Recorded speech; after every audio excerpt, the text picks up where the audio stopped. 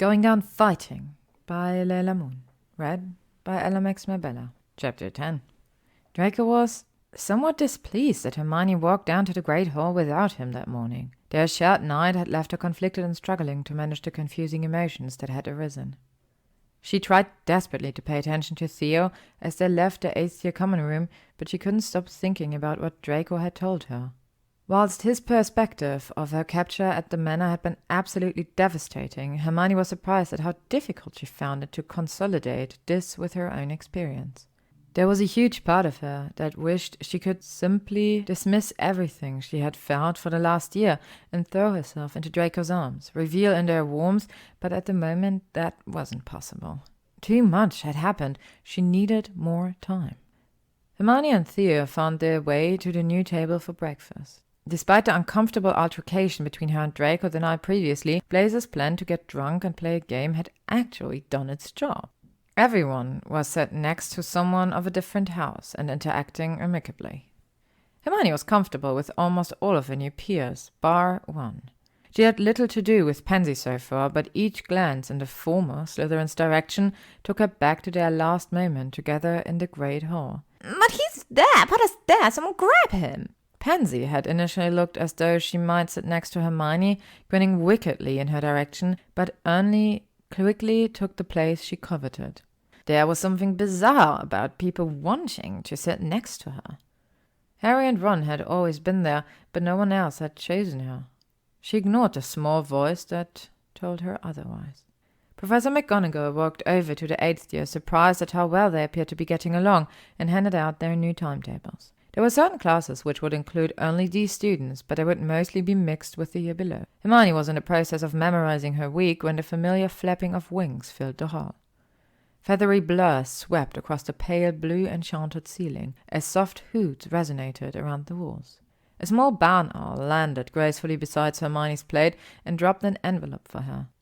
Immediately recognizing the neat handwriting, she clutched the paper tightly in one hand whilst giving the owl a piece of bacon with the other. Quietly packing up her things, she stood and quickly left the Great Hall before anyone could ask where she was going.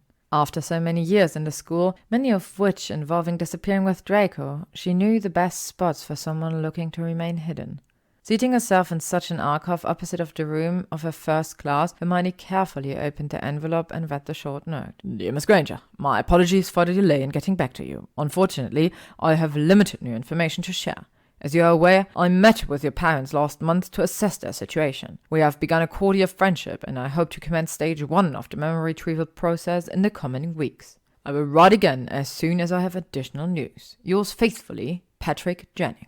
Hermione's eyes burned, but she refused to cry. Although it wasn't the news she hoped for, it also wasn't entirely unexpected. She had known when she obliviated her parents that it would be challenging, perhaps impossible, to reverse the process, and so she had to accept the consequences. It was Harry who introduced her to Patrick through his connections in the ministry. Whilst he had never attempted such a complex procedure, he was enthusiastic, and she supposed that would have to do. Those who specialized in memory reversal and had years of experience cost significantly more money than she would ever be able to afford. Footsteps suddenly echoed down the corridor, and Hermione got swiftly to her feet, hoping no one noticed a slight flush to her cheeks. She was pleased that it was Ginny she saw racing towards her. Charms was one of their shared subjects, and Hermione felt a sense of calm overcome her that only happened when she was in the company of a few certain individuals. "How was your first night back?" Ginny asked. "Oh yes, fine," Hermione replied quickly. "How was yours?" Ginny looked at her suspiciously. "I'm having flashbacks to the Jewel Ball. When you wouldn't tell me who you really wanted to go with." Hermione wasn't entirely sure why she still hadn't confided in Ginny about her relationship with Draco. At first it was because of Ron.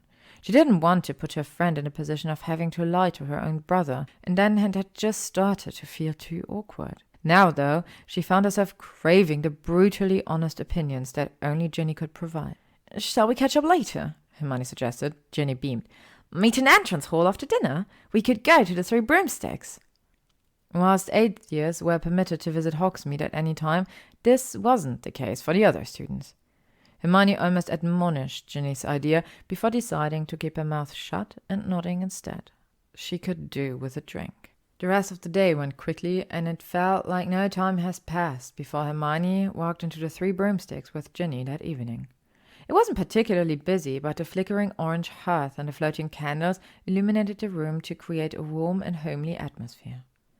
Although they couldn't see any teachers present, the two girls chose to sit in a corner towards the back of the pub. This location had the added benefit of Hermione being able to sneak them fire whiskey without too much difficulty.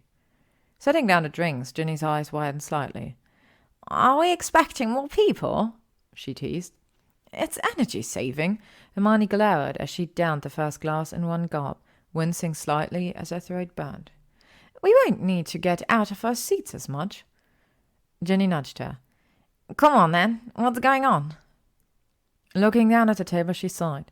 "You promise not to hate me?" The redhead rolled her eyes and gestured for Hermione to continue. "Well, you know Draco Malfoy." "Yes, Hermione. I know Draco Malfoy." "Good, yes," she said, nodding, as though this might not have been the case. "So, you see—" There was another pause as she started on her second drink. "I know him too. Well, I know him well." "You know him well?" Ginny repeated. "How well?" "Very?" "Hermione Jean Granger!" her friend shrieked. "Tell me everything!" And so she did. Hermione told Ginny a story of friendship and falling out, love and hurt, first times and possibly last times. Whilst it helped that she had already shared everything with Harry, there were moments when her heart still clenched painfully at these memories. When she had finished, a pensive silence fell and Ginny stared at her in disbelief. "Shit," she said finally. "I think we need another drink." Grateful for the reprieve, Hermione leapt to her feet, stumbling only slightly. "That is by far the wisest thing I've ever heard you say, Gin." She took some deep breaths at the bar, trying to clear her mind and refocus back on the present. "I just can't believe you've been friends with a ferret for 8 years and dated him for 3, Ginny said, shaking her head. "I'm sorry I didn't tell you before, you know. I wanted to." "Does Ron know?" Hermione's cheek took on a slight pink tinge as she fiddled with the hem of her robe. "No, only you and Harry." "I think that's for the best," Ginny said thoughtfully. "For now, at least." They continued talking and drinking, enjoying each other's company, and didn't notice the pub become gradually quieter. Eventually, Madame Rosmerta herded them out the front door. Throwing ropes over their shoulders, Hermione and Ginny began to walk back to Hogwarts.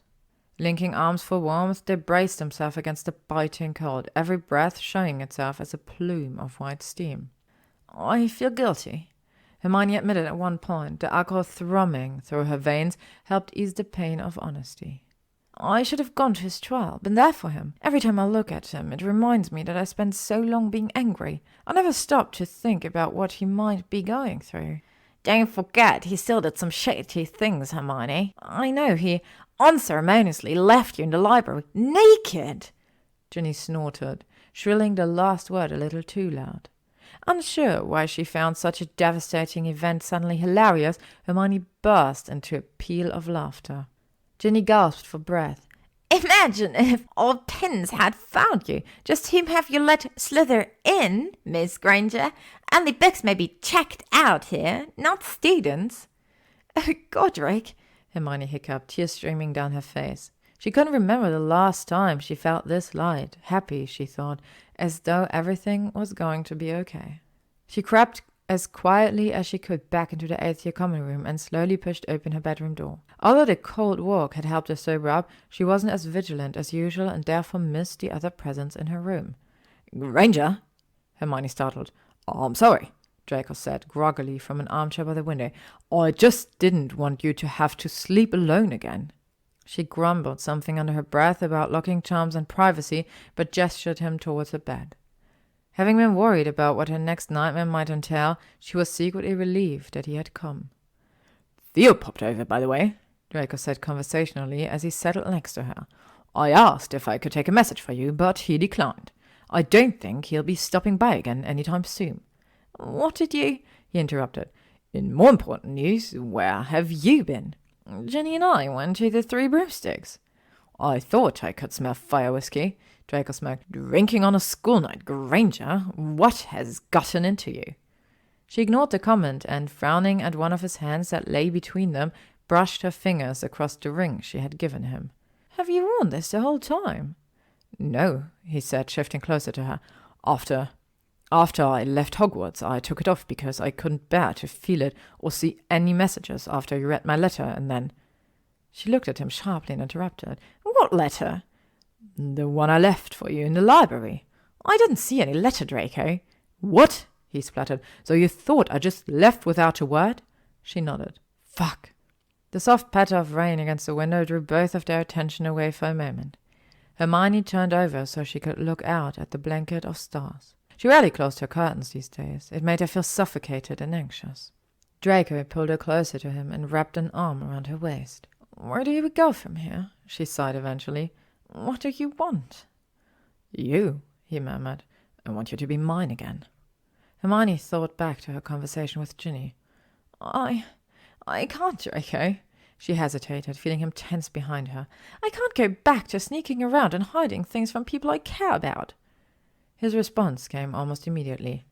"That's fine. We won't." "You don't mean that," she told him. "You're not thinking about the implications." "I do, and I have.